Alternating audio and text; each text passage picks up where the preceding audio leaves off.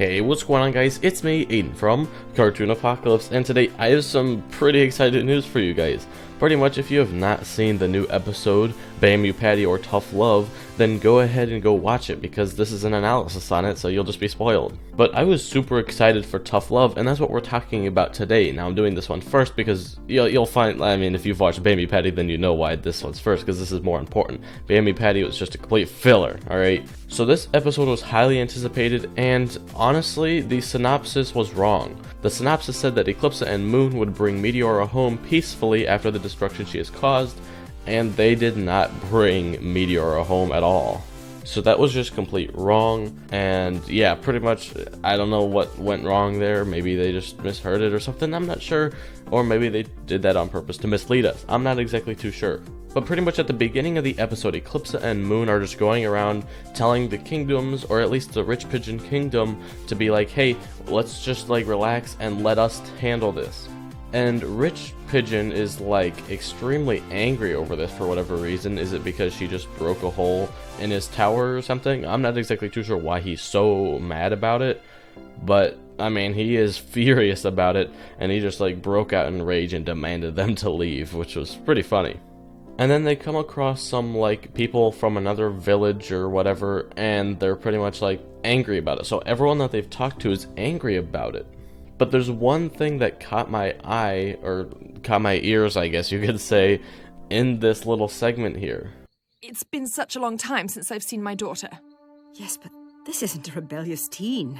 Now, does this mean that Eclipsa was here for Meteora's teen years? That's not what we've seen from the master file of St. Oga. But, I mean, maybe this is just like a Moon saying a metaphor or something like that, being like, hey, yeah, but this isn't a teenager that you can control. But I just thought that this was interesting because it was like, hey, wait, what if Eclipsa was there and us as the audience just don't know it, and Moon does? Not entirely too sure, but that was something that caught my eye or ear or whatever you want to say. So then they meet up with Eddie, and Eddie goes around and shows them like the path and things.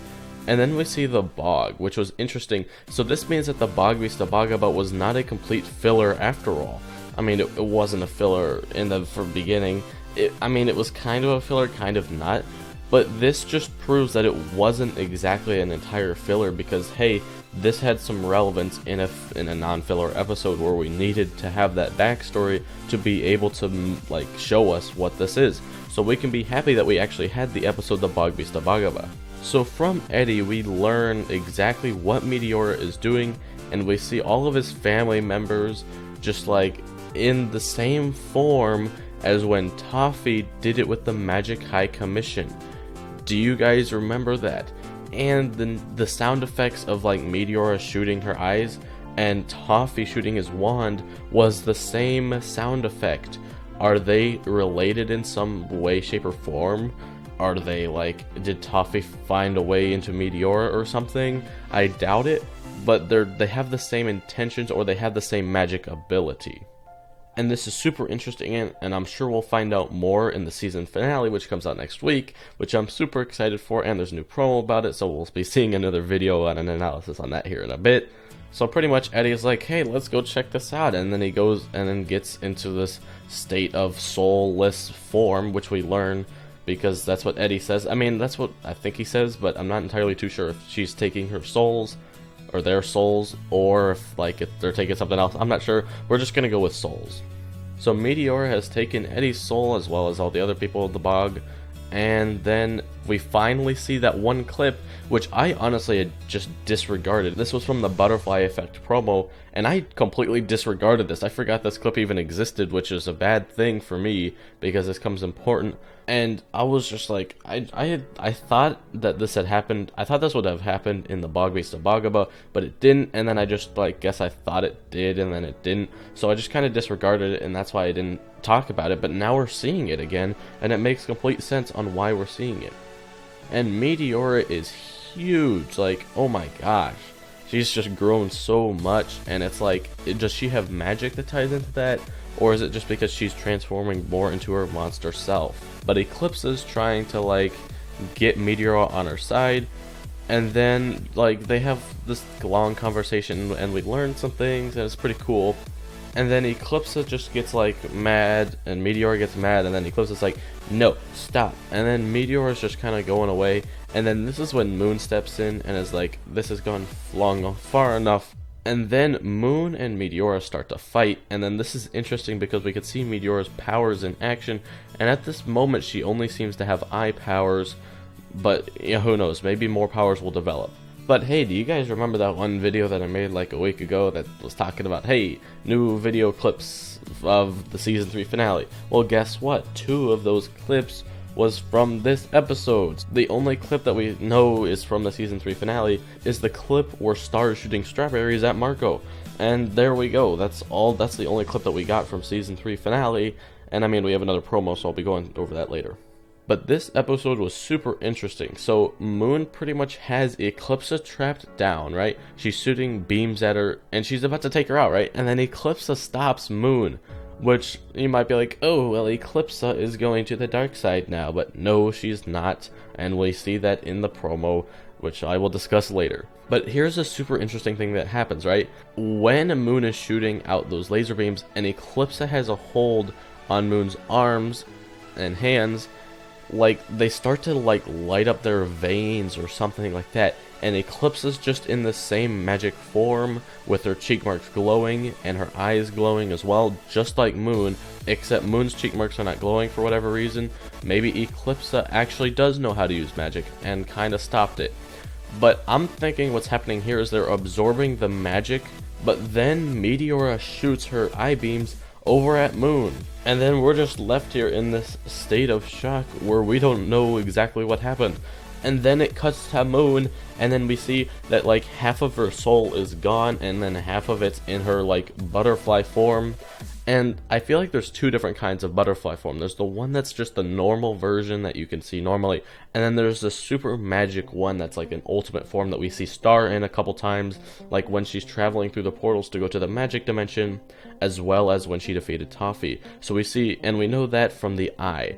And so we see Moon in half of this form, and then half, pretty much one of her eye is in that form with the weird like star eye, and then the other half is just the blank black eye, which we see from all of the people who have their souls removed. And again, I'm just calling it soul. So this means that Moon is like half and half, and I think that the magic just saved her life, or at least her form or her soul. And so it's just like, wait, what exactly just happened? And we don't have enough information right now to be able to decipher what exactly just happened. That's something that we'd have to require some knowledge that some other people know from the show. But this is super exciting. But then guess what? It gets better, guys, alright? Moon turns around and opens a portal to the magic dimension. And we know it's the magic dimension because you can go back to Deep Dive and see the exact same portal when Star is going through it with her butterfly form. So this is super interesting because it's like, wait, what? Like, she's going to the magic dimension? And now we know that Star is going to be going through the magic dimension in Divide, which is super interesting, and I cannot wait for next week to see this adventure. And also Meteor runs away at the end, so she's going to the Kingdom of Muni to take it back, and then that's where the next episodes come in. So yeah, I mean, I'm just super excited, and there's so many unanswered questions in literally the last minute. So seriously, I have no idea what's going on here, but I wish I did. And my best guess is that, hey, they absorbed the magic together, and maybe some magic was transferred to Eclipsa, and it looks like the veins, but I don't think so, because we don't actually see the purple veins anywhere. And then I'm guessing that the magic absorption and the little bit of magic that she was using saved her life, and then put her into this weird magic butterfly form, crossed with half of a soul, or something like that. I'm not exactly too sure, but she goes to the magic dimension, and it seems like the magic dimension is just a place to go when you're in need of something, because Star needed to discover how to use her true butterfly form and be able to transfer from Will, or that's at least what I gathered from it, because that's what she learned at the end of that episode. and she needed to go see what the unicorns were up to and things like that, because she needed to go like stop the noise. And so maybe Moon is going there because she needs to find something, and this could mean the return of Glossrick, because you know what, maybe when they're in the magic dimension they'll find Glossrick's memories or something like that. We don't exactly know. These are all just speculations, that none of them are true, or at least yet they're not. But we'll have to find out, and I think Glossrick is the key. Maybe he might help save the Kingdom of Muni, and I just cannot wait for the finale next week. But anyway guys, that's going to wrap up today's video. Put your ideas and things down in the comment section down below, because I love to read them, and it's just so much fun to see what you guys think. And a lot of you guys point out things to me that I didn't even notice the first time, and it's just, this episode is super exciting, and I cannot wait to see the next episodes next week. It's just so hype, and we'll probably be the first ones to make analysis on it. So yeah, I will talk to you guys later, but yeah, so goodbye. Especially their old queen.